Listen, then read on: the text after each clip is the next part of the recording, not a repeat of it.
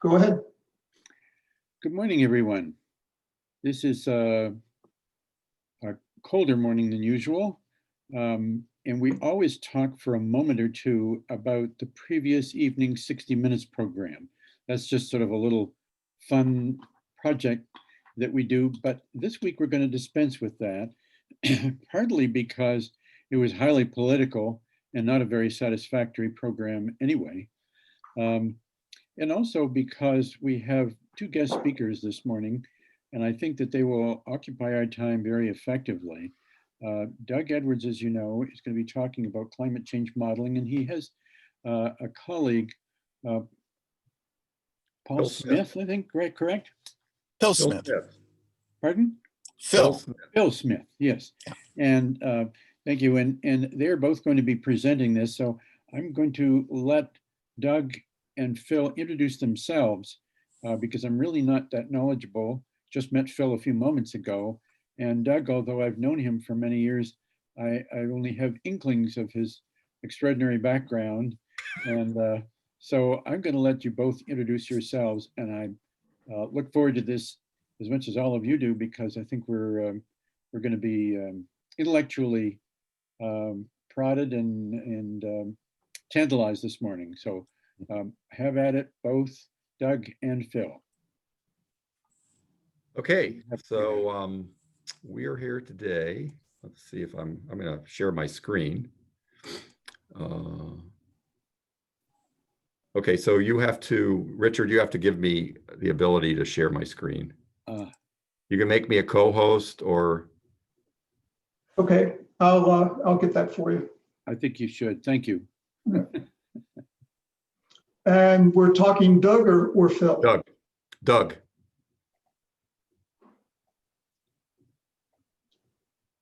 Great. Well, I'm going to give it to Phil too, since. Good. And how do I see the participants? I can click on there and find out who's joined us. Attendees. We have 15 attendees. That's great. And Oh. go to this. Okay, so everybody should see my screen, and it should say En-ROADS Climate Workshop. Yep. And so what we're going to be talking about today is actually, we're going to be talking about simulations, simulations of climate and the effects of greenhouse gases on climate. But in addition to that, beyond just the effects on the climate, we're going to be talking about all the corollary effects of climate change. So the software that we're going to be using today is called En-ROADS. And with me today is Phil Smith. This is a little bit of background on Phil. I think many people who are attendees of this, regular attendees of this particular Plato class are familiar with me. I'm just another goofball who attends the class. But Phil, why don't you say a few words about yourself? Here's yeah, you're showing the slide on me, Doug, and I give presentations on En-ROADS also. I've given probably 8 or 9 of them so far. But I'm a retired environmental engineer. I worked for 40 years, primarily in hazardous waste remediation. I worked for US EPA, DOD, Dow Chemical, all kinds of major corporations, cleaning up hazardous waste sites all over the US and Canada. I helped write a couple of the main guidance documents for Superfin back in the 1980s. And basically when I retired about 3 or 4 years ago, I hunted around for really how I could use my skills and work on climate change, because even though I did a lot of hazardous waste work, I felt climate is so much more important. It's really, really critical. So I researched and found Citizens Climate Lobby as the best organization out there that had the same high values of professionalism adherence to the truth, right? Which we really can use these days. So I've been a member for about 4 years. I'm the chapter lead for Waukesha, our chapter there, and we're always looking for new members. But so that's what I do. And then also, though, became what they call an ambassador for En-ROADS by taking a 7-hour course on how to present En-ROADS.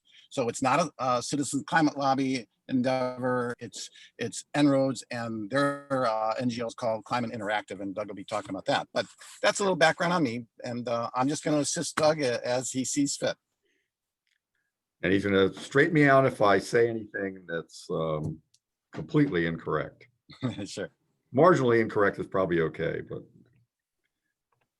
So what we're going to go through, we're going to do a little introduction, in particular around En-ROADS, some background on it. And then we're going to go into actually using the software.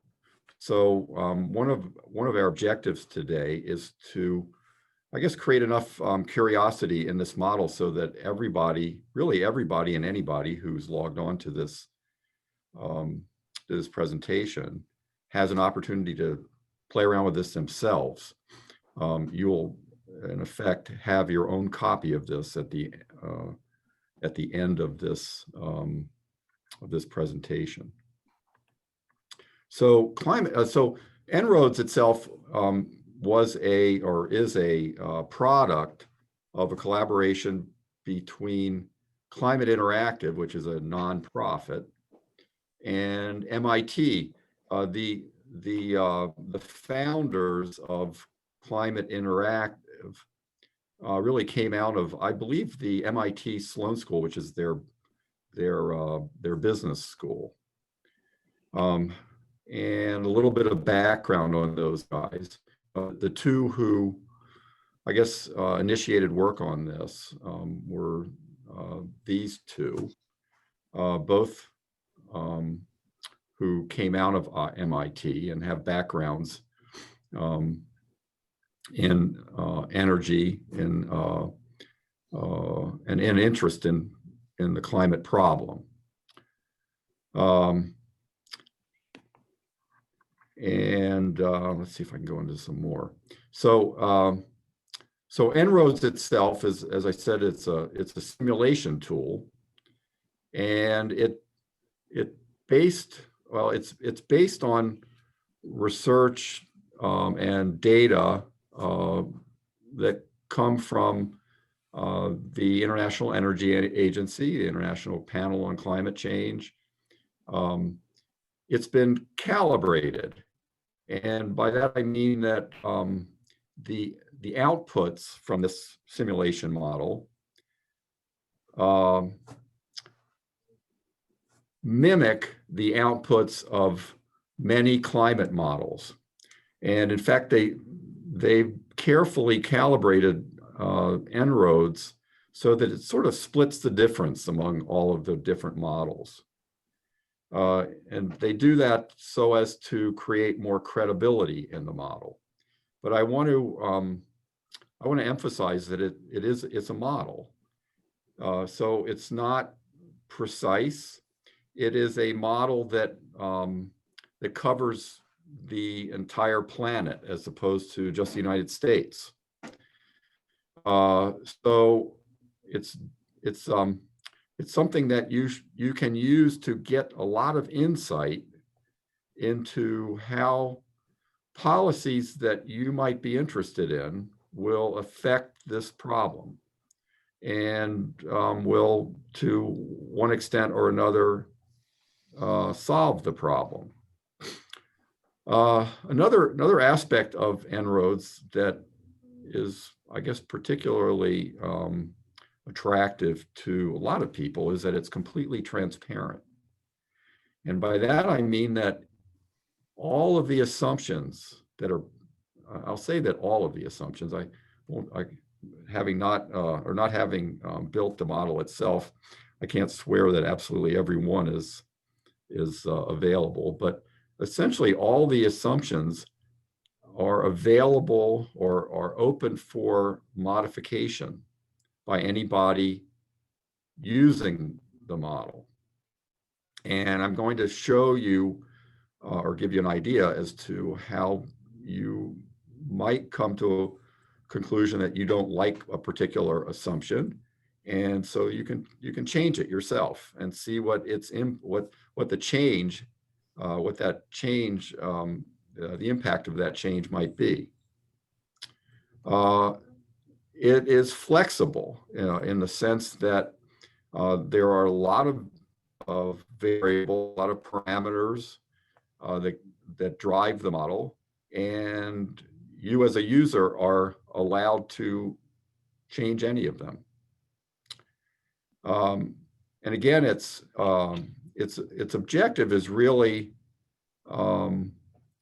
not so much as to predict exactly what's going to happen in the future, but to give you an idea as to the interaction among all of these variables, and to give you a sense as to the likely relative impact of different policy variables. Phil, do you want to add anything to what I just Yeah, expressed? a good example of the assumptions and that what you might want to change is the model is basically starting in the year 2000 with real data to 2020, and then it has to do predictions all the way out to year 2100. And a good example is what's the population going to be of the world in 2100. And so there's a range within, you'll see, and Doug will probably explain this, of what is the best estimate based on the United Nations estimates, and a low and a high range. So they have to bracket that. Well, it could be, I think we're currently at 8 billion. Maybe it goes up to 11 billion, 2100, UN's best estimate. However, it might be higher. It might be 13 billion, or it might be lower, which dramatically affect the amount of greenhouse gases, right? So you can go in there, and you can even go outside under a special area of assumption changes outside the range that they give. If you think, oh my gosh, I think the world's population is going to really slow down, which will really help reduce greenhouse gases, reduce the projected temperature, et cetera. So it allows flexibility even beyond the range that they think is a reasonable range. Okay. So one of I guess one of the things that impressed me the most when I first saw this was an explanation as to the logic behind creating a simulation like this and putting it in the hands of so many people, allowing really just anybody to play around with it. And I'm sure many of us have run into people who you present some information to them, and they come back to you and they question either that information, or they throw out some other factoid that runs counter to what you might conclude intuitively. And so there are a couple of statements that were made by the developers of En-ROADS that I thought were particularly insightful. One of these, I think, Phil, this was one that you actually had found, that was said by Buckminster Fuller. If you want to teach people a new way of thinking, don't bother trying to teach them. Instead, give them a tool, the use of which will lead to new ways of thinking. So that's actually kind of what En-ROADS does. It presents to you a model and allows you to adapt then your mind to think sort of like this model, and then perhaps come up with other ways of thinking about the problem. But I think another, sorry, this thing is in the way here. Another thing that was mentioned by the En-ROADS folks, and this is actually one of the developers of En-ROADS. He observed that research shows that showing people research doesn't work, and And I think in particular for me, I know that's probably true. I would much rather understand a model. I love reading about research and that sort of thing, but ultimately the objective of En-ROADS is to put the result of this work in your hands and then let you learn from it. And in doing that, you become more confident in your understanding of the interactions that relate to climate. So this is the let me see if I can minimize this thing. Hey, Doug, can I say something else real quick? Sure, go ahead. Yeah, one of the important things to realize about En-ROADS, it was developed to allow people like you and me to dive into this tool and play with it, like Doug was just saying. But it was also developed to get in front of policymakers. It's already been presented to US senators. Especially what it is really good for is when, say, a senator has a plan, a climate solution plan, and he thinks it's all about planting trees and that's going to solve the world's problem. You know, that's all we really got to do. This allows you to go in and double check that. It allows you to sit in front of that senator and say, well, here, let's maximize tree planting throughout the world. So all of a sudden he sees that, oh, that's just a small percentage of the real problem. I've also got to do all these other things. So that's the idea, is to get this in front of policymakers. And it has been shown all over the world. You go to Climate Interactive website and you'll see dots all over the world map as to where this has already been presented.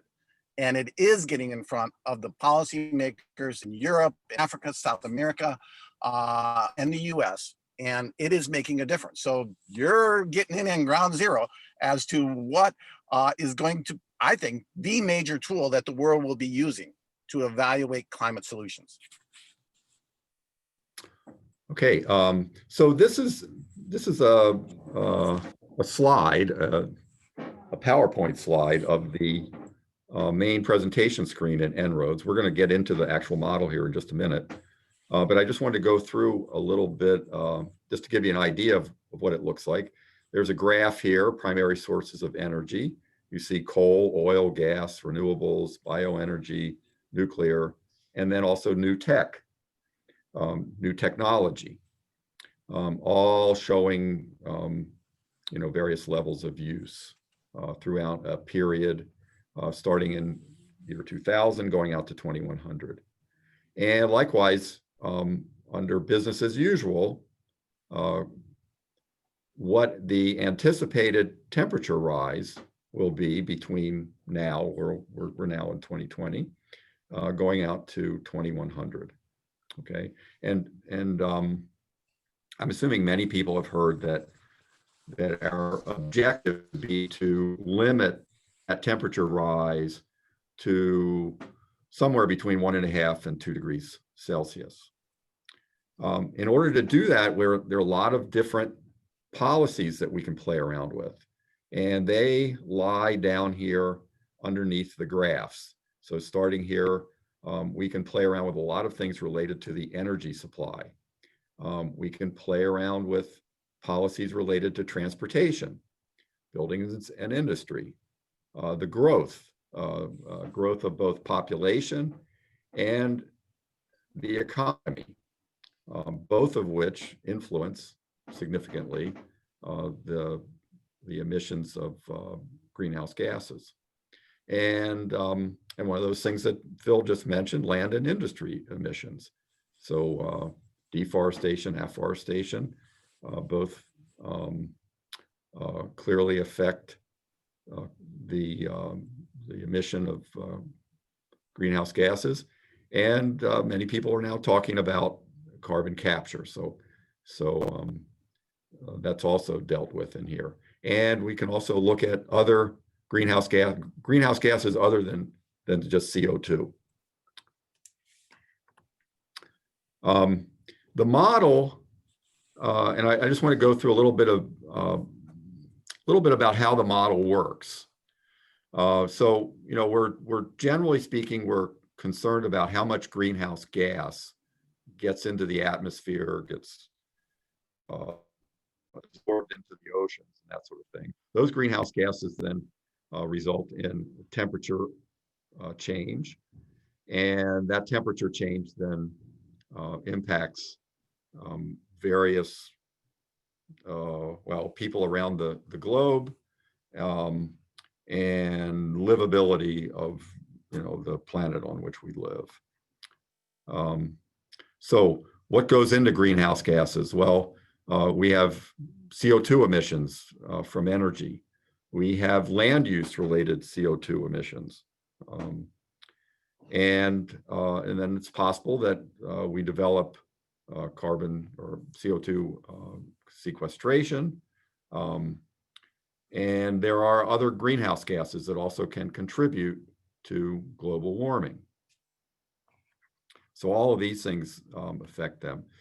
So in turn, we can affect CO2 emissions by looking at population, the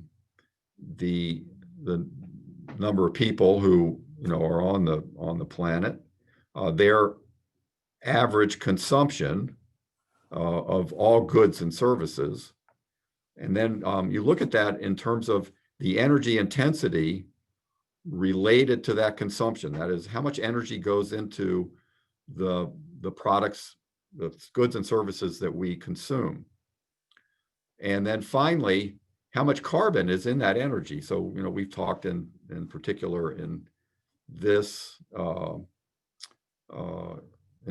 Plato about the use of nuclear power as opposed to carbon-based fuels. And so the carbon intensity of nuclear power would be close to zero, whereas carbon-based fuels obviously considerably higher.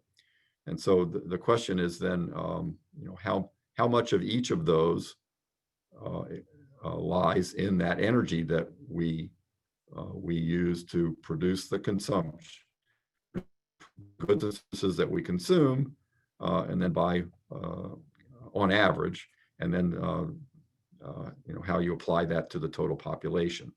So that's kind of the way the model is built, without getting into too much more detail. Yeah, if I can add on to Doug, I don't usually use this graph, but I like that a lot. That energy intensity is real critical too, and that is really talking about basically efficiency of energy use. You can think of it in terms of cars. If we go up in miles per gallon of cars and everybody drives hybrids, we're going to be more energy efficient, and so our total greenhouse gas emissions will drop, and that is occurring. Things are moving that way. Also, buildings, if we insulate our buildings better, we don't use as much natural gas and propane and electricity to heat them. So energy intensity is critical. Okay, so let me, Phil, I'm assuming that at this point you're okay with me flipping over to the model itself. Okay. Yeah, Okay, model, great. you bet. Okay, great. Yeah. Let's see here.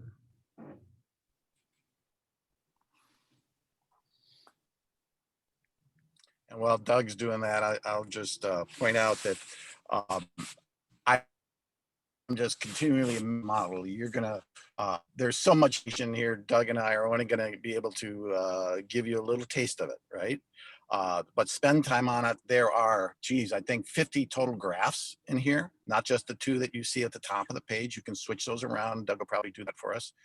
But, and there's just so much information that you can learn about the interrelationships between the energy sources and transport, buildings, all that. It's just phenomenal. Phil, could I ask a question? Yeah. Go ahead. How much space would this occupy on our computers, or does it remain on a web? It remains online. It remains online. So they have simplified it. You would think that this is truly complex, and it is, but modern computers can handle a lot. So yeah, you can run it entirely online. Excellent. And Doug is doing that now, I think. Yeah. Okay, so we're actually in the model right now, and we're going to play around with some things in here. One of the things that I know Phil likes to show is the effect of population and economic growth on and the fact that you can do that. So we were talking earlier about the fact that you have all of these policy variables here, down here in the lower half of the simulator. And so, one of the things that we could play around with is just play around with population. So right now, and actually, let me back up here. So let me give you a little bit of navigation background on this thing. You can click on lots of things in here, and as you click on them, you can pop up information. So generally speaking, you can't break anything or you can't hurt anything. So click away if you after this presentation you decide to play around with this thing yourself. Just click on anything, and you'll find that you're suddenly starting to learn things about how this model works. But in here, for example, let's go down here to population. So you'll see these ellipses or these vertical dots here off to the right of many of these policy variables. And if you click on them, then you'll get some description of what that policy variable is. And it actually allows you then to play around with the policy variable while that's open. Okay, so you can pull this slider here off to the right, and you'll see that that as we cause the population growth to increase, the temperature rise that we experience by year 2100 goes up as well. And we can actually pull that back, and we can say that population actually will not grow as much as we otherwise would have thought. And likewise, the temperature will drop back down. Okay. And then we can get more information about the effects of population growth by clicking on this information icon. And we can look at the graph if there are related graphs. So we're looking at global population. We could look at population by region, greenhouse gas net emissions, GDP per capita by region. Okay, so for example, we could go population by region and look at different regions. Let me see if I can move this thing. If I can get this out of the way.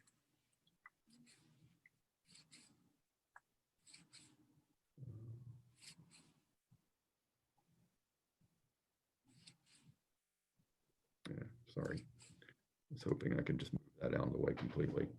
And then we can back out of this, okay? And we can also change the slider right from here. Okay, so we'll put it back. And likewise, we can play around with economic growth, okay, by going here or just sliding it. Okay, and we see that if we go to a high growth scenario, then we can expect greenhouse gas emissions under the current set of policies to grow, and likewise our temperature rise would be expected to grow as well. Okay, Hey, and Doug, if I could add something in here too. sure. Yeah, the two graphs that we call the default graphs, this global sources of primary energy and temperature change, they're the most critical ones. And I just wanted to take a minute to explain what we mean by global sources of primary energy. And so primary energy is basically, this is amazing, all the energy the world uses, measured in exajoules per year. An exajoule is 10 to the 18th joules. So this truly is from the year 2000 through 2020, actual numbers. So this is what the world uses, and then the various sources of how we get that energy. So what's primary energy? It's the energy we use to make electric power, right? That's a big portion. And we use coal and natural gas mostly for that, a little nuclear, et cetera. And you see the different color lines down there for what is the source of the energy. But it's more than just energy for power. It's the energy we use to heat our buildings, right? a lot of natural gas, a lot of coal in other countries. It's also the energy we use for transportation, cars, buses, trains, planes, everything, okay? So it's all the energy the world uses. So that's really important to know. And when the world's growth is really high, you'll see that the coal, the brown number, shoots way up.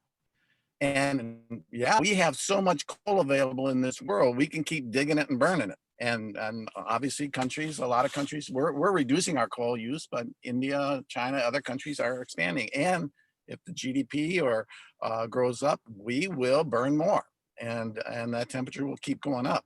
And you just see, and remember, all this is under the default assumptions of business as usual.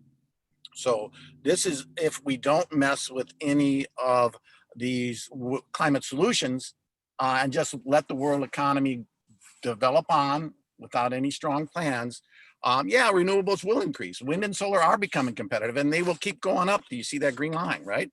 And they will naturally go up, but you'll see that it's not nearly enough. Natural gas goes up, peaks, oil peaks in 2060 because there's only so many oil. That's the red line. That natural gas line too, there's only so much natural gas, but coal just keeps going up. So we need policies to drop all these lines down, basically is what we're saying. Could I Business as usual is always the black line on the right temperature graph. All right. This is wonderful. Could I ask a question at this point? Could Doug, could you manipulate some of those for us in terms of energy supply? I'm particularly interested in bioenergy. We heard Michael Moore really damn bioenergy because of all these wood chips being exported from the United States and Canada to Germany. And could you manipulate the coal, the bioenergy, the nuclear for us and Yeah. show us the temperature In fact, effect? It would be cool. It's a great segue, Richard. But just before doing that, I just want to go through a little bit more navigation so that people know what we're playing around with here, or what we can play around with. So you saw that we dragged this thing over. We can make a lot of changes in here.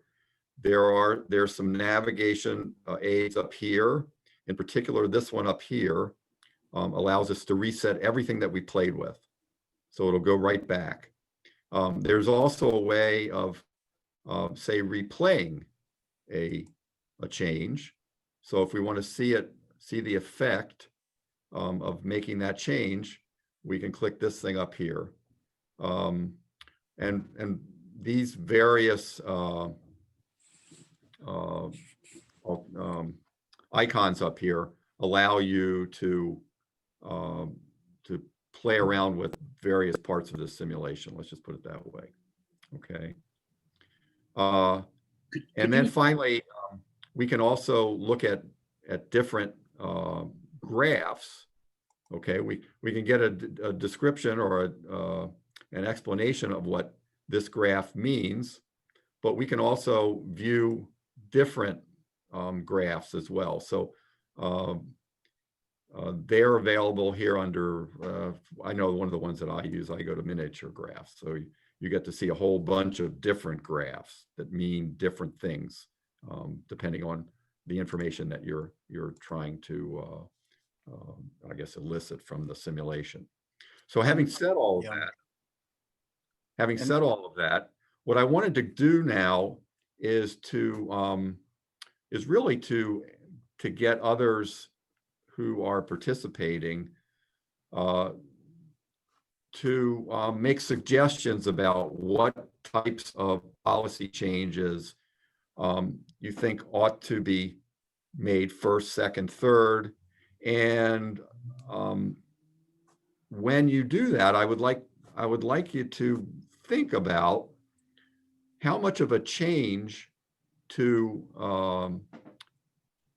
the temperature rise you expect to see, with a mind to recognizing that one of our objectives is to limit temperature rise to somewhere between 1.5 to 2 degrees centigrade. So we're sort of like, we're going to play a little bit of a game here to see if we can fix this problem before 2100. Okay. So Richard, your first suggestion was to play around with bioenergy, right? Yeah, that and coal. And That then and coal. Okay, so which one do you want to, first of all, which one do you want to try first?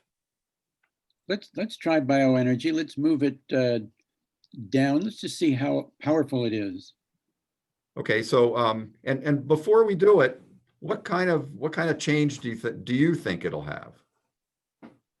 Well, you can see already that it's not a powerful factor, not as powerful as renewables, gas and oil and coal. Right, and that's because we're looking along this pink That's right. line here. So there's Yes. not a lot of it Uh-huh. right now. I'm glad of that because it's considered a renewable, and I'm bothered by the fact that it's higher than nuclear in terms of impact, and Meaning that its supply of global energy is higher than that of nuclear. actually, yes. Okay. Yeah. So I would like to see you manipulate all of the So top. what do you think the change will be when we increase the amount of bioenergy that we're using to satisfy global energy requirements? What kind of change would you anticipate? I think it's going to be minor because there's so many other major factors ahead of it. So, But what I guess the question also is, does this model take into account that you're losing some trees? And I wouldn't imagine it would be that sophisticated, right? When you chop down a bunch of trees for wood chips.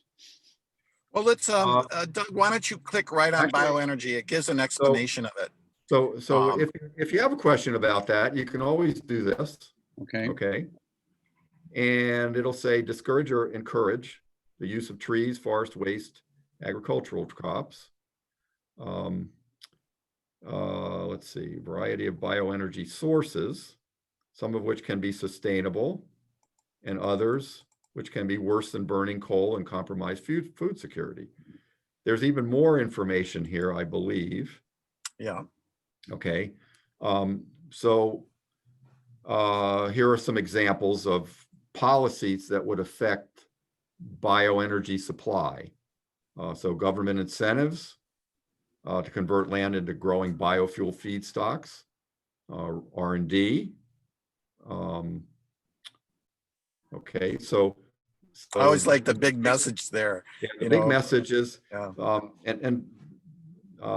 if you read more about En-ROADS, they'll say this is not a high leverage response to climate change because it doesn't affect several things at once. Okay, I guess that's probably a way of describing what they're looking for in terms of high leverage.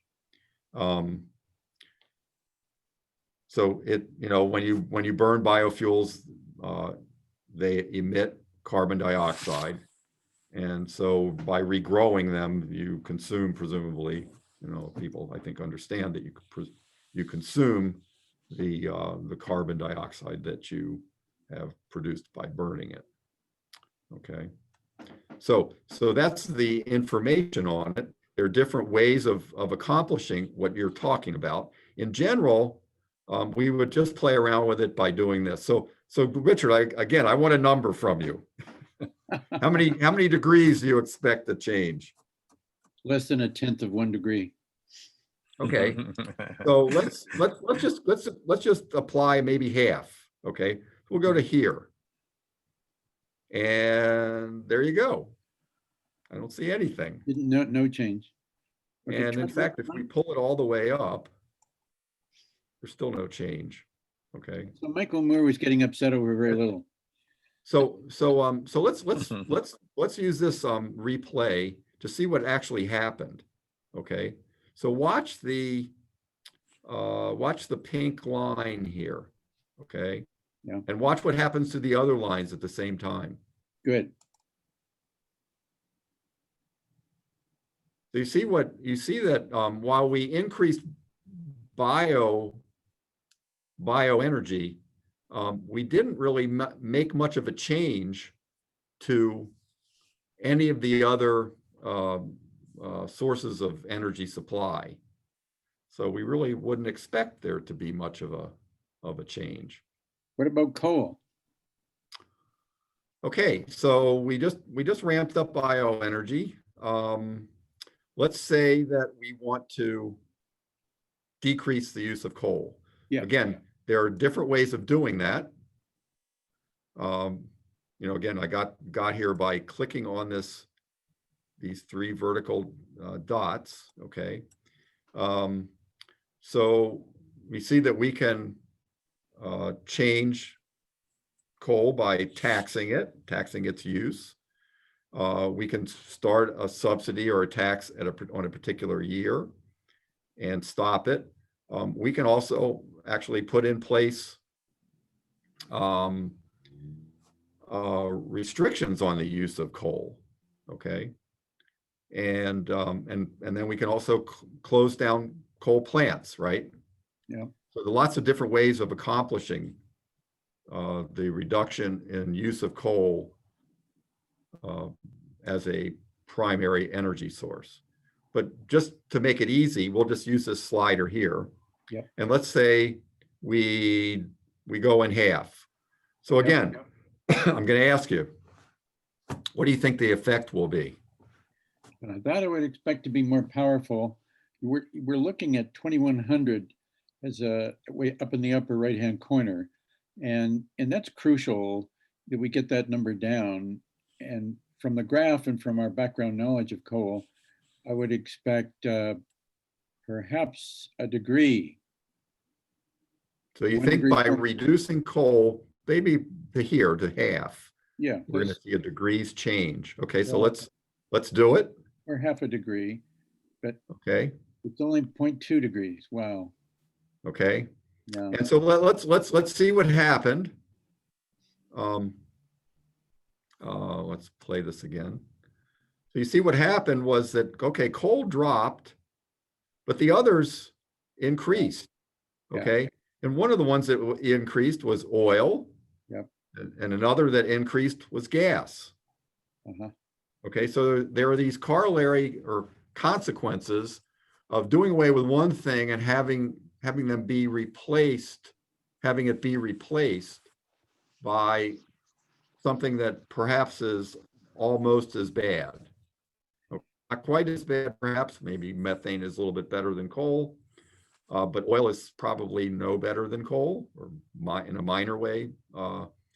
Renewables do, Doug, renewables do go up if you tax and eliminate coal.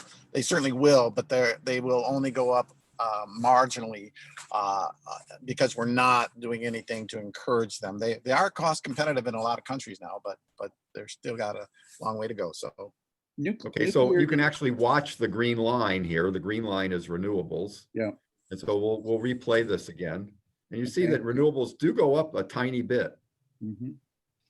But what you see also is that oil and gas go up Yeah. actually more. Okay. And nuclear doesn't change much at all because they're assuming that it's very slow to respond based upon the typical nuclear that we have. I would doubt that the En-ROADS deals with things in the midst of approval, such as things that are in the future. well, you know, that's really interesting. There's that orange line, new tech. Well, yes. nuclear, you can deal with it in two different ways. You can dive into nuclear and we can talk about that more, but you can speed things up. Like if there's new nuclear reactors, there's a number of promising technologies out there. And so you can either put in a new tech like fusion. And it's really interesting when you do that because some senators, congressmen, Republican will say, all we got to do is innovate American knowledge, throw some money at it, increase R&D, and we're going to have a brand new technology like fusion come out and solve all our problems, the Sure. silver bullet thing. And so we might play with that later. And the short answer on that is that, well, it takes so long to develop that it's going to be the silver bullet. So so do you want to try nuclear next? Of course. Okay. You might want to reset the other ones back to No, I'm default. gonna let them, they haven't changed things very much yet, and we can Okay. always play around with it, Phil. So let's All right. let's gang up on this problem. Okay. So we've given a shot with coals right now. We played around a little bit with bioenergy. Let's look at nuclear. Okay. And so nuclear, we can influence nuclear by subsidizing it, by, or we could also develop or spend money on R&D that will result in a significant R&D or a significant cost reduction, right? Let's do Richard, that. this is the long lines of something that you just mentioned. Yeah. Okay. And then we can also specify when that breakthrough will occur, Mhm. right? Yep. 2030 is good. Let's give a breakthrough. Okay. So let's say a breakthrough, and let's say we're going to drop its cost by that much. Sure. Okay. Let's see what the range, the upper range they go think for it is all. reasonable range. Okay. So we're going to drop its cost in half. Okay. But Good. not until 2030. Yeah. Okay. We can be more aggressive than that if we want. That won't happen before 2030. Okay. So, Not realistic. so notice what's The just graph on happened. the right, the nuclear primary energy demand just shoots up as the world starts building nuclear plants all over the place. Yeah. And so it does go up dramatically. And over on the upper left graph, that line, that light blue line shot way up too. But it's But- Let's take a look at what happened again. Yeah. So we're going to replay it. So you see nuclear went way up. Okay. But notice that oil didn't change it at all, really. yeah, It changed almost none. where we have to go to electric vehicles and so on. But by itself, nuclear didn't do an awful lot. That's depressing. It only- And one of the reasons is because while we're producing a lot more power through nuclear, there are a couple of things that are going on here. Notice that first of all, hey, we didn't make any change we didn't start making a change until 2030. Yeah. Okay. And in spite of that, it takes time once the technology exists to build those plants out, right? Yeah. You bet. So Lots of notice that nuclear really doesn't get off the ground until out here in 2040. Right. Okay. And I want to point this out because it's an opportunity to point it out. I mentioned earlier that you can play around with all of the underlying model assumptions. So actually, if you go in here into the simulation, those assumptions sit down here under assumptions. Okay. There's a whole bunch of them. But I was actually looking at these yesterday because I was anticipating this particular question. And you'll notice that there are a couple of variables in here. Plant construction time, okay? So here it says for nuclear, it takes 6 years to build a nuclear plant, okay? Yeah. That's an assumption right now in the model. If you don't believe that, we can change that. We can Sure. go to 4 years, Okay. Yep. We can play with plant development time, okay? Right now, nuclear is 6 years. Okay, maybe it's only 5 years. All right. Mhm. So my point is that you can go in here and you can play with these underlying model assumptions. They have set these based on, I would say, typical or historical experience. So they put these variables in here for a reason. And if you don't agree with them, or if you want to understand what their impact will be on the future of greenhouse gas emissions, you can play with them, okay? And you can leave them like that. And in spite of changing those two things now, we're still at 3.8 degrees, okay? So we've made 3 changes. And we're at 3.8 degrees. We have a ways to go now. So what do you want to try next?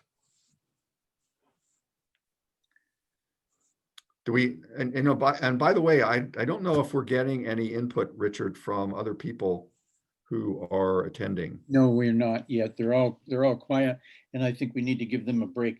The only thing I would be interested in is transportation, obviously, not just efficiency, but electrification. But yeah, let's get the other people a chance to come on with some questions if you're ready for that. Absolutely. You know, they should be participating in this. Okay, let me see how we can do this. And when I get a recommendation, or when we get a recommendation, I would like to hear what the recommendation is, which policy to affect, and what kind of effect we expect to see. Okay, the Q&A is open. So if the other possibility is a hands up thing, I'm not sure if we can do that. 19. We sometimes, Rich, use the chat. If it gets too many people, you can always have people put in the chat what they want. Okay, chat's open. Anybody can type a question in and suggest some other changes. In the meantime, maybe Doug could go ahead and look at electrification of the transportation Yeah. industry. Okay, so so let's play with that. What kind of effect do you think it'll have? Let me move this over so I can see what you're looking at.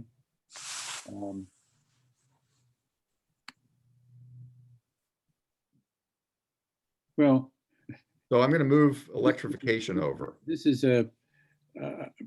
pardon me for its realism, but it's depressing because we're talking about extremely uncomfortable, barely survivable climate by 2100 with 3.9 degrees centigrade.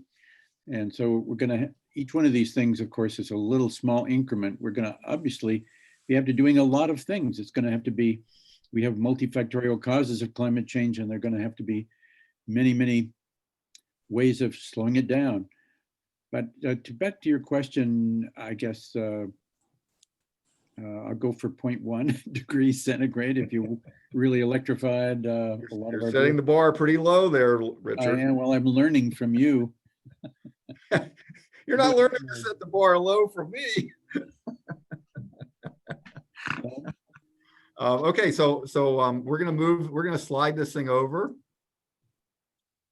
about halfway. We don't Yeah. get much, interestingly enough. I would have expected a little bit more from that, actually. Yeah, we got. Yeah, what's going on is that well, say you electrify and we all start driving electric cars. That is more efficient in terms of energy use, slightly, just barely, than a combustion engine. But the reality is that electricity still has to be produced to charge the battery. And it's still going to be produced throughout the world by those primary energy sources, Yeah. coal, et cetera, because we haven't addressed that. Exactly. Yeah, so look at our, We cut COA, which is pretty good, but this is global, of course. And see how much coal we've still got. We still got Exactly. quite a bit of coal in here. Yeah. Okay. So we could go in and play with coal more. We could go in and say, instead of what we did, which is taxing it, we could reduce its utilization. Okay. And we could reduce its utilization by, say, 50%, right? mhm, And we can start in 2020. We're doing it now. yeah, And we could stop reducing it in, let's say, 2035. okay.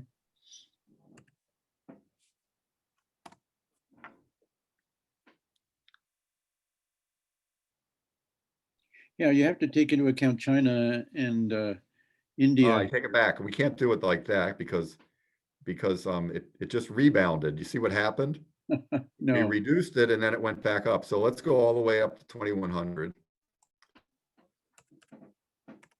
why did it rebound? Did it recognize a revolution? I think so. Okay. Yeah, So we've dropped, you see, in this case, we've dropped coal off. We still have quite a bit of oil though that we're using, notice. yes. Okay.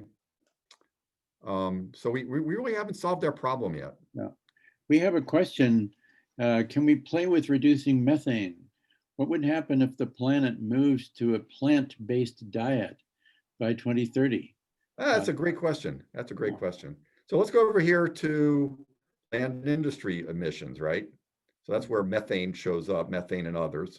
Let's look at what we're playing around with. Decrease or increase greenhouse gas emissions from methane, nitrous oxide, and the essentially the refrigerants, the fluorine gases.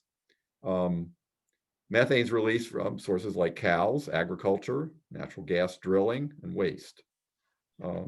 So we know where this all comes from. So let's see if we can decrease. We can actually decrease it by doing this. Okay, that's quite a significant change. Probably Yeah. the most significant change that we've seen so far, right? Yes. In fact, let's just take a look. Well, let's replay it. I like this suggestion because we don't have to go out and buy an expensive car or talk legislators. What we have to do is talk ourselves as a species into becoming vegetarians. So notice in this case that when we made this change, take a look at what happens with the primary energy sources. Yeah. They don't move at all, because we're not playing, generally speaking, we're not playing with respect to land and industry or land use or food supply and that sort of thing. We're not really playing around with methane. Mm-hmm. We're still using methane for energy supply, but we're just modifying our agricultural habits. There's another, that's great. There's another thought that just came to mind. I remember looking at a carbon footprint study. I remember passing it around to our group years ago. And the one thing people could do that, of course, we're all of a certain age, so we can't make any changes now, but maybe talk to our children and grandchildren.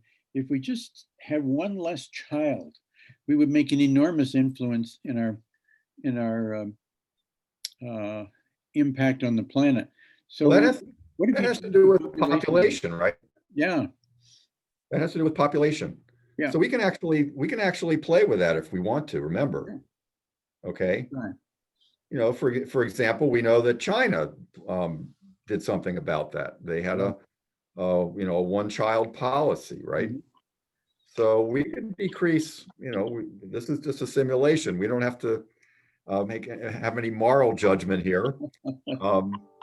We can play all we want, and we can decrease population growth. Okay. Okay. And you'll notice that as we do that,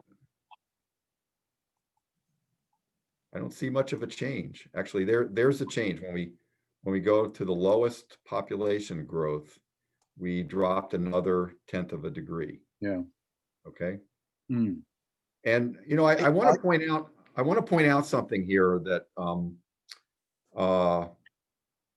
and I know I've learned actually listening to the people from En-ROADS.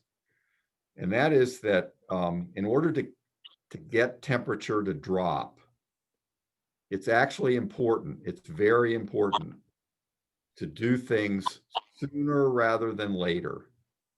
Yes. Okay. It's very important to do things sooner rather than later, because I can show you different graphs in here. In particular, the graph on, in fact, just for the heck of it, let's take a look at it. One of the alternative graphs, sorry. Let's look at these mini graphs. Sea level rise, okay? You'll notice that sea level, no matter, I'm going to tell you that almost nothing that we can do will prevent sea level rise.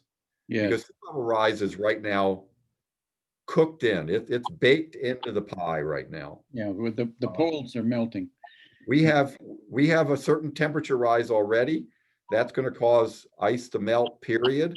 Yeah. And so sea level is going to rise no matter what. So the sooner you do some of these things, the sooner, or the more of a of an effect you will have. I'll just tell you that. It's something that, you know, as you play around with this thing more and more, you will learn by yourself. But I've actually learned it by listening to the En-ROADS guys. Good. Okay. So let's try something else. Any other suggestions from the peanut gallery? Um, Doug? Hey, Doug, can you hear? Yeah, I can. Yeah, I just want to go back to methane real quick and just, you might want to click on that because that's, it's not just agricultural changes. It's also going after main leaks from natural gas wells. And methane is such a powerful greenhouse gas, 14 times more powerful than CO2, I believe. It just is not as long lived, but very significant. So that's why it's having such a dramatic impact, but it's a whole lot of actions being taken to reduce methane. So it's important to kind of point that out and realize that that's a major change. Yeah, good point. Good point, Phil. Okay. So again, you can drill into it and find out what examples of how you can or of the effects of methane are listed here under the examples. Yeah, that's a very good comment. We have a comment coming in from another participant, Jim Newman. Says carbon tax adjustments with nuclear seems to me to be the most possible route to a substantial temperature reduction. I didn't really study the carbon tax adjustments with nuclear. It's Okay, so so we can play with carbon price. It's you know that, I mean, I think everybody in this class knows that that's my personal favorite. And we can do that one next if you want to. sure. And so if we do it, what kind of a effect do you think we'll have? I'll take whatever you give me.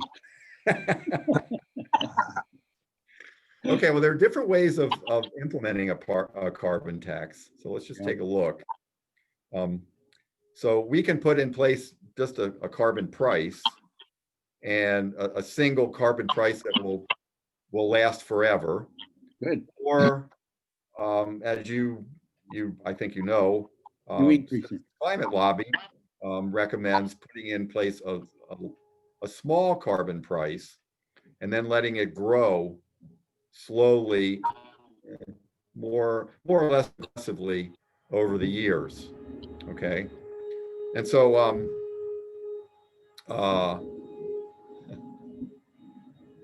that's the one that I'm going to put in place, something like that. Okay. Mm-hmm. Yeah, I think it should grow. That's the way many of them are done.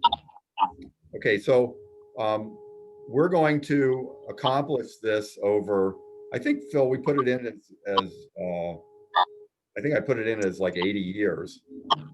Yeah, but let me walk you through because it's kind of complicated to put in. Well, I mean, I think I can put it in, but yeah, you tell me what to put in there. I'll tell you what to do. So the first 1 year is to achieve the initial. That's just 1 year. Yeah. Just put that.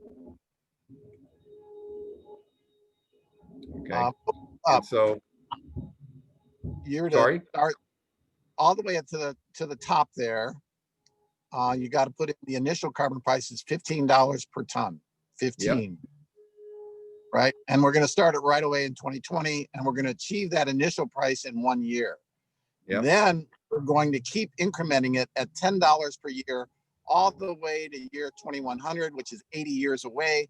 So we are going to achieve, let's see, the final carbon price will be $815 per ton. Yeah. So put 815 there. And the year to start achieving that final is 2021. 2021.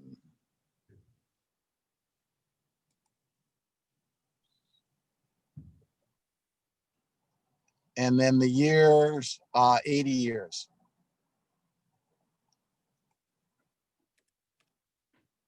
And you should see the right line just be a nice straight line of the carbon price starting at 15 and increasing, just ratcheting right up. Okay, now, so you see that over here, okay, right, Richard? Yeah, I do. Okay, And So- what a dramatic impact on the temperature. That's nice. Yeah. Did So, you right. see clear and renewables shoot way up in the primary energy Yeah. and every drop? Because we're taxing the hell out of everything else, and renewables and nuclear do not get taxed. That's right. So now, I want to replay this to give you an idea of what's just happened. Okay, so we're going to replay it a couple of times. Good. Oh, sorry. Yeah, you know what it does, Doug? I You had can't that really- other change in there. I had the other You change can't in there, so I get- can't do it. because it assumes the last change of each one of those small things we did within. Exactly. carbon I have an price. interim. So- I had an interim step in there, so I can't completely replay it. But the point I'm trying to make is that we went from, I think it was like 2.9 down to 2.2. Okay.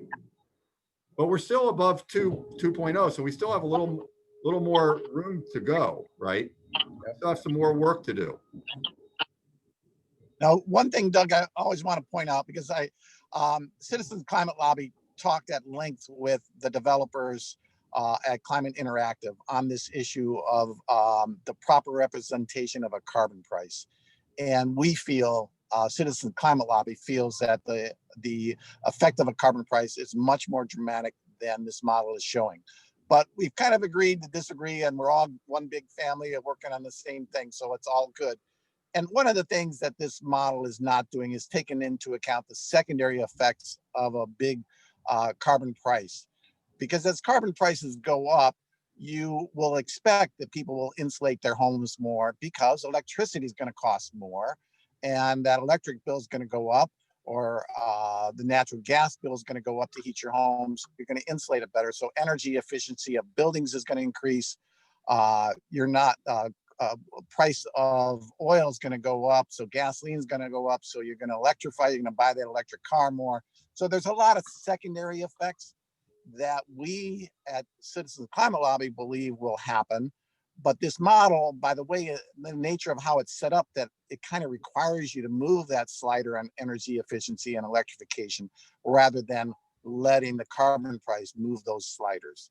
So that's a little deviation from what we think will happen. And we think the carbon price will be much more dramatic, but it's still significant within this But one model. other thing I want to point out in this kind of corollary to what Phil's mentioning, but I want to reiterate what I said earlier. This is a model. Its intention is to give you some insight into how various policies will affect outcomes and give you some intuition as to how to accomplish the objective of minimizing the consequences of climate change and to avoid climate change if you can. So it's not going to perfectly predict the ultimate outcome, but it'll give you a good idea of where to head, which policies to play with, right? And that's what its objective is. It's to develop that insight in people and to provide or to develop confidence in your understanding of where different or how much different policy variables will ultimately affect this problem. So, as we were showing earlier, your anticipation of what just doing away with coal would accomplish was perhaps, perhaps you were disappointed with that. We can play with a lot of different things in here. In spite of playing with all of the things that we played with, we're still not at our objective. A lot of things that we played with right now, and we're still not at our objective. So, one of the take-home messages, at least for me from this, has been that there isn't a silver bullet. As much as I like carbon price, there's no guarantee that any one of these things is going to fix our problem. We have to pay attention to a lot of different things, and in particular in creating a lot of confidence in the ultimate solution, there are a lot of things that we're likely to have to play around with. Okay, so let's try to get down below 2 degrees. What do you want to try next? I'm open. You take something you think we haven't dealt with yet, Doug. Well, Let's I play wouldn't with mind, energy. Doug. Yeah, I was just gonna say, look at efficiency, because that's the old energy intensity. And it's so powerful because, hey, it's meaning we don't have to burn so much. We're not switching things around. We're just not using as much energy. Yeah, right. So let's do Okay. that. And I think I personally believe that'll get us down below 2, but I'm not positive. So we'll just move it over here into the middle. And we didn't quite get there. What about buildings and Let's- industry? You only did So let's transportation. do it for buildings Right. and industry also. And now we're at Now you 2. got it. And we could electrify buildings and industry, right? We could we could change heating from burning natural gas to heat pumps, right? Resistance heating and Using heat. Yeah, that's what heat pumps, geothermal, that sort of thing. Not so Okay, much. not so much. No. We could play around with deforestation and afforestation, right? We can play around with technology. We haven't done anything with technology yet, Right. right? Sure. Technology can, you can imagine that applying a little carbon sequestration would make a big difference, and it does make a Good. big difference. Yeah, it does. Okay. So my point is that there's a lot of different things we can play around with here. Okay, that ultimately will get us down. But and I want to reemphasize, hey, I'm a big fan of carbon pricing. And I, having with all of Phil's comments in mind, I'm personally, I will tell you that I'm not convinced just because there's uncertainty in a lot of these estimates. I'm not absolutely certain that carbon pricing by itself will fix our problem. And so, and for that reason, I'm really, I can't say that I would discourage really any other approach to address this problem. But I will say that that ignoring carbon pricing, or ignoring nuclear, or ignoring energy efficiency, those alternatives are probably not smart. Okay, and that's what I think that's one of the takeaways from using a model like this. Yes. Now, we have a question coming in from Mert Corwin. He says, try cutting economic growth. Okay.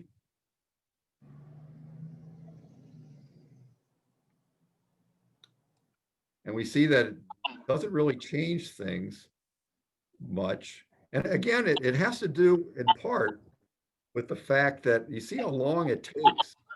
What we're doing with oil, for example. Okay. We're using oil for quite a while.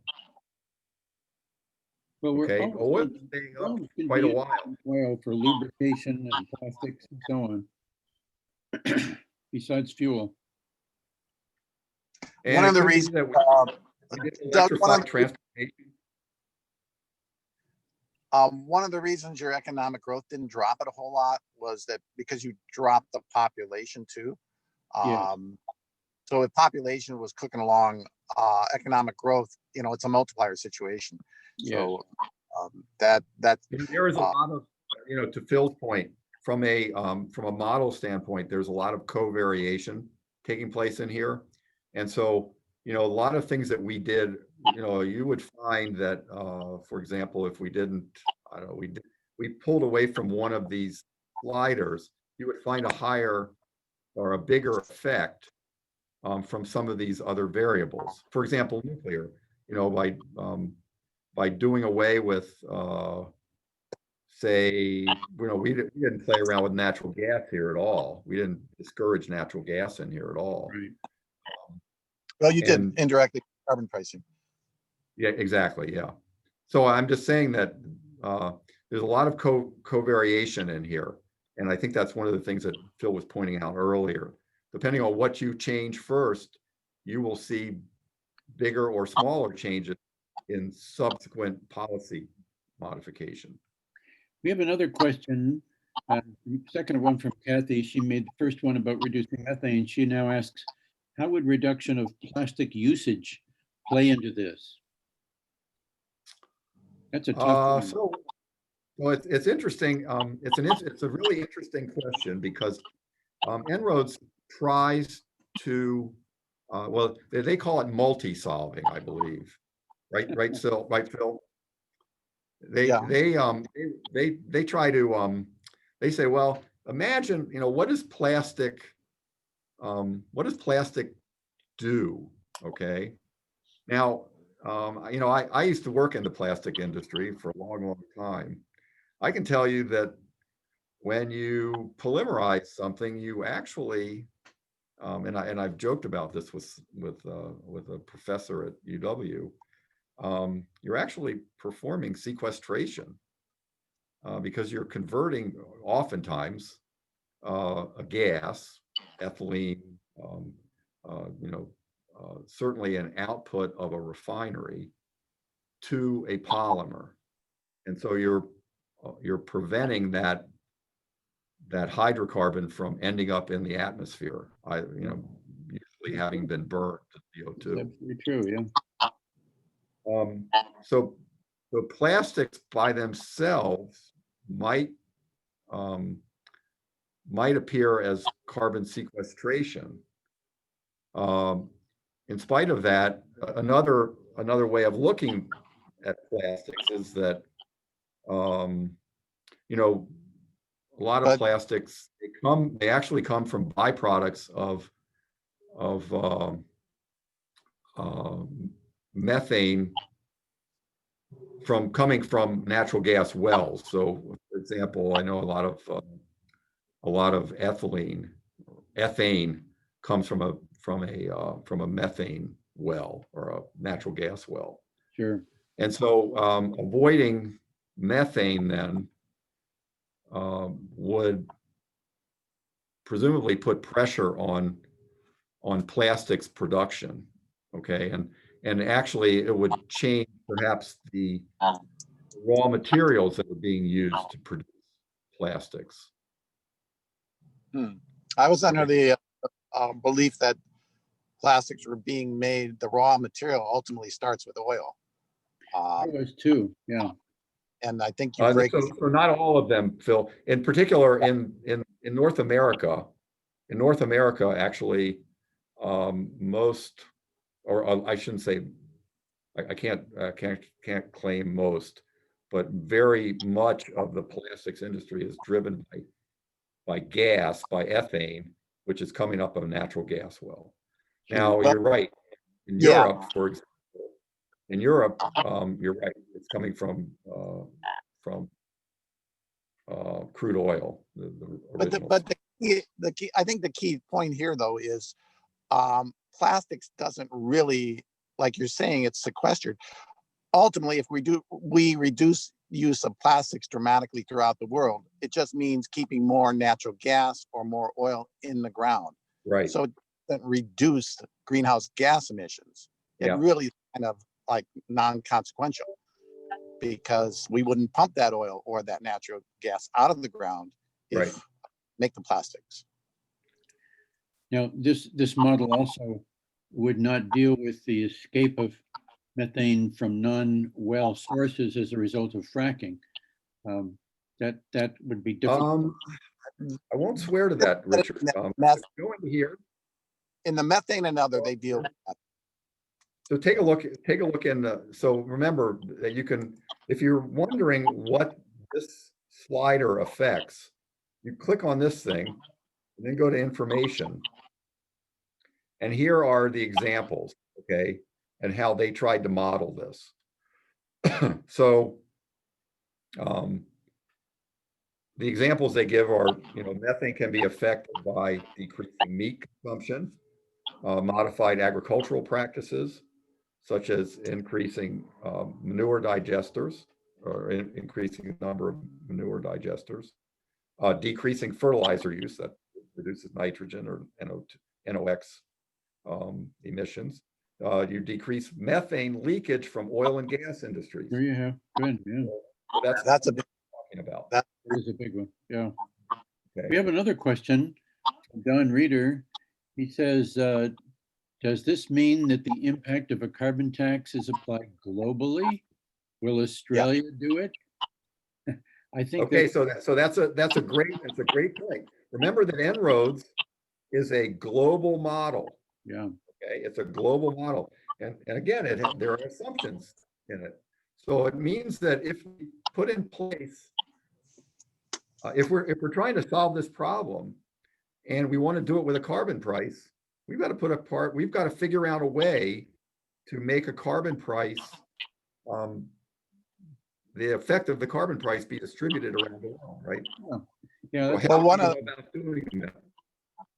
Yeah, one of the ways that's CCL does in the proposed Energy Innovation Carbon Dividend Act is it has a border carbon adjustment, so Yeah. that say a steel mill is producing steel in the US and they have a high tax now on the energy that they use to heat up and make the steel, they get a rebate if they ship that steel out to another country. Likewise, a country like China producing steel without a carbon tax in their country will get a tariff added on for the comparable amount that our steel industry is getting charged basically by the carbon tax. So what that border adjustment then does, it's incentivizing the whole world to do either a carbon tax or something similar.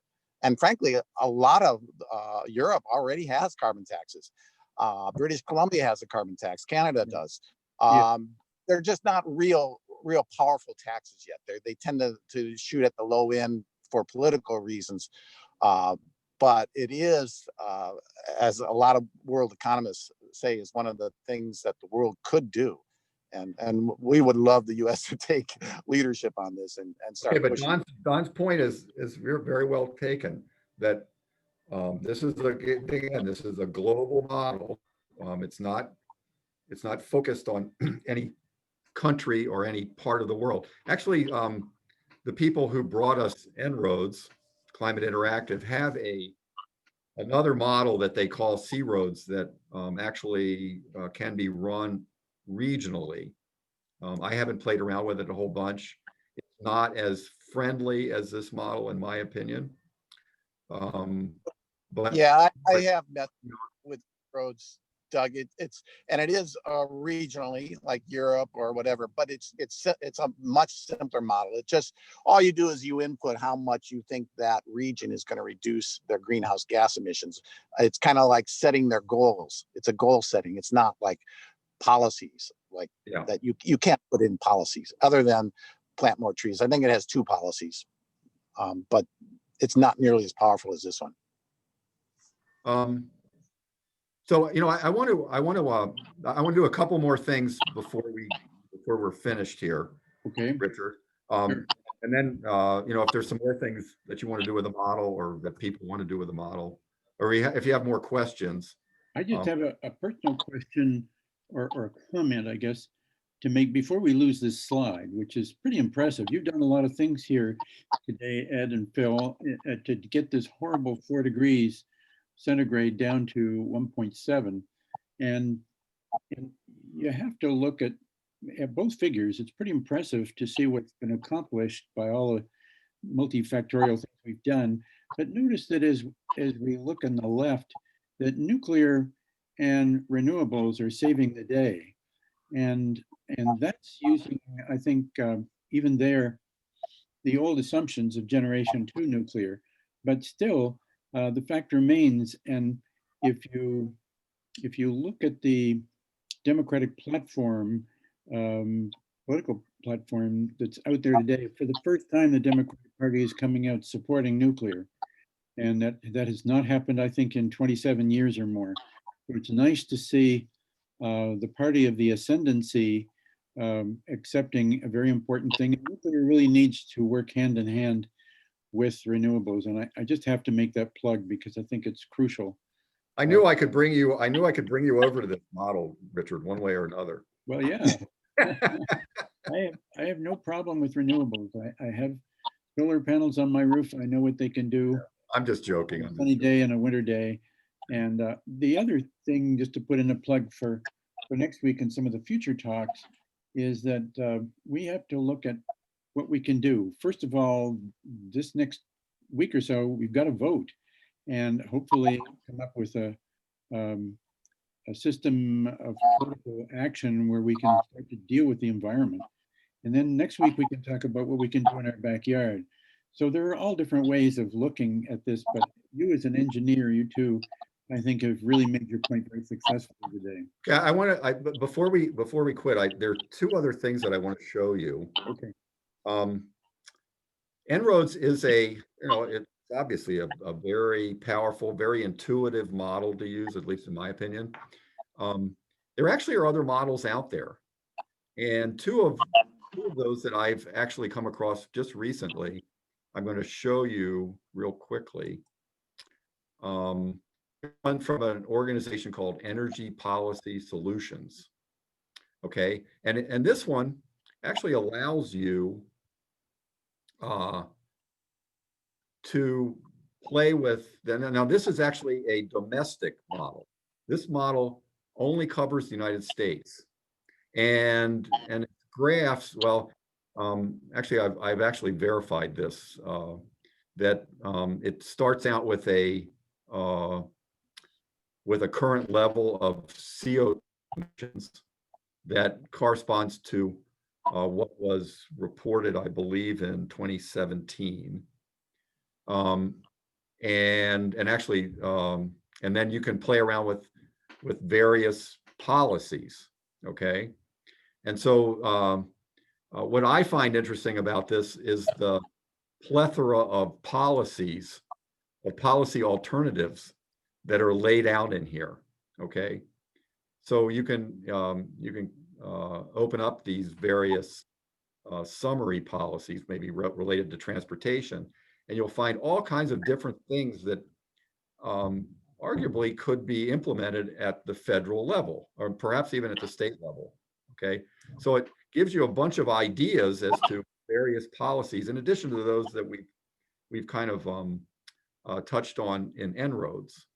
Okay, and then you can you go inside of a policy, and you can make changes to the policy.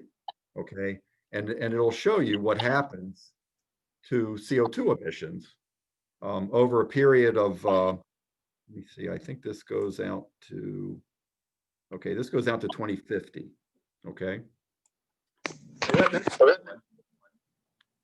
that's this energy innovation nonprofit that has produced this.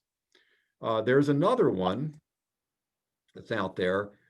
This one is actually a carbon pricing calculator. Okay, so likewise, it predicts annual emissions, and it does that based on actually different.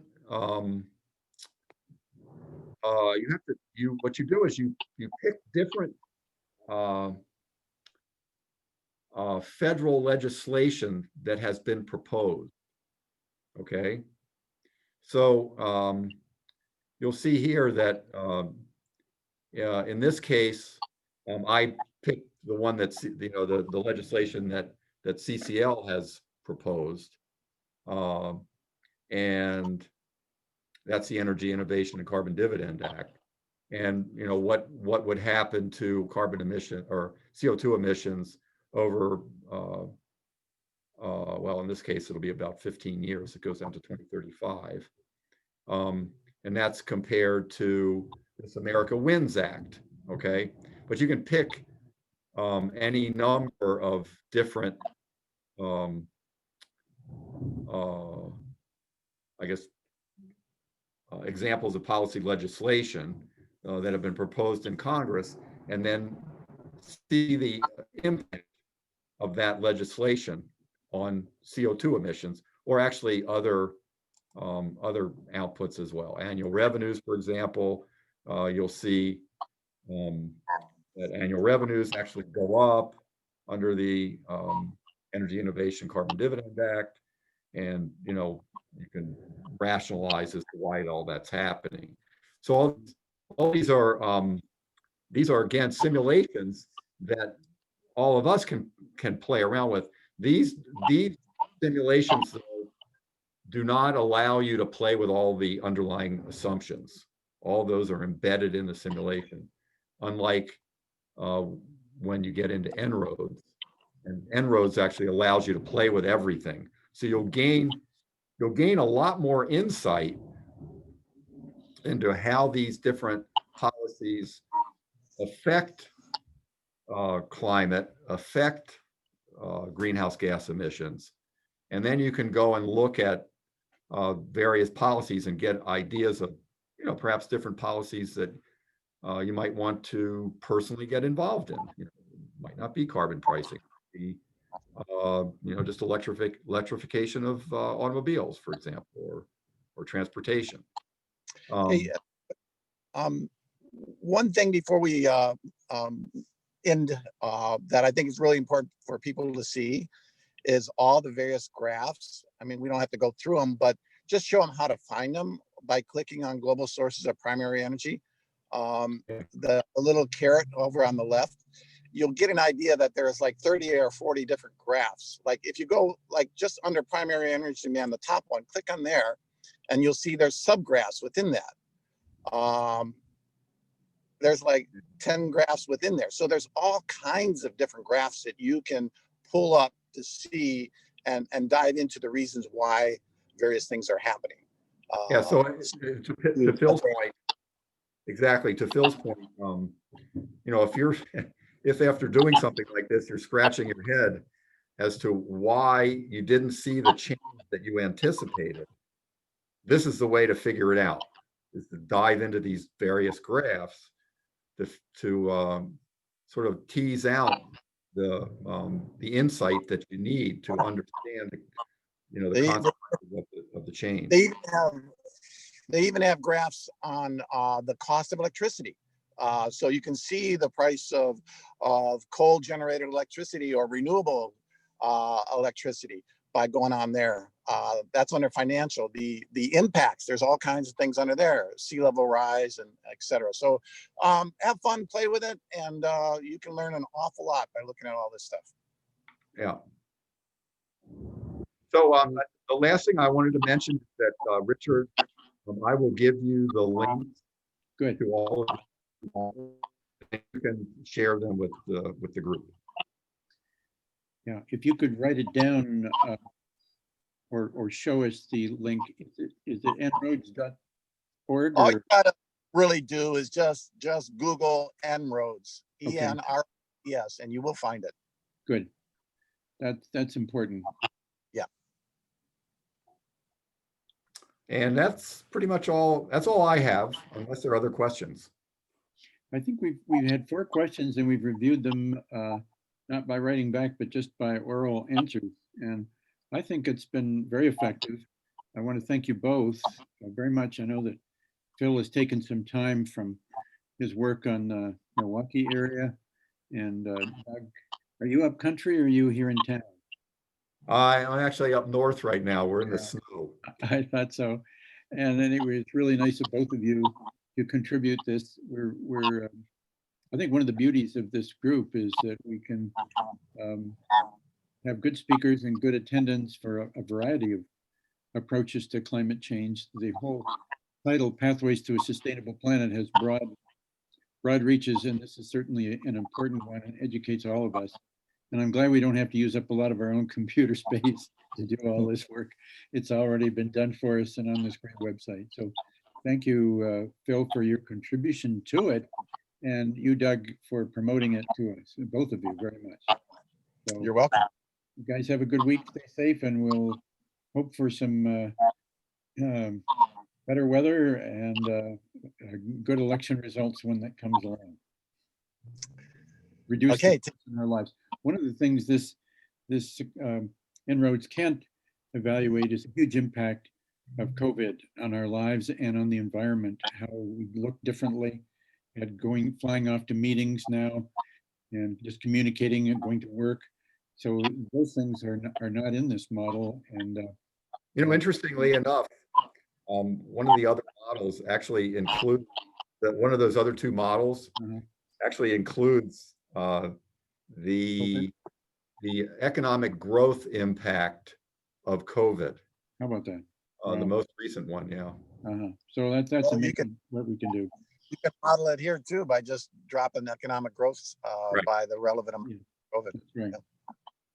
Well, thank you again, gentlemen, both of you, and wish you well, and we'll look forward to staying in touch. Great. Okay. Take care. Bye-bye now, everybody. Bye-bye.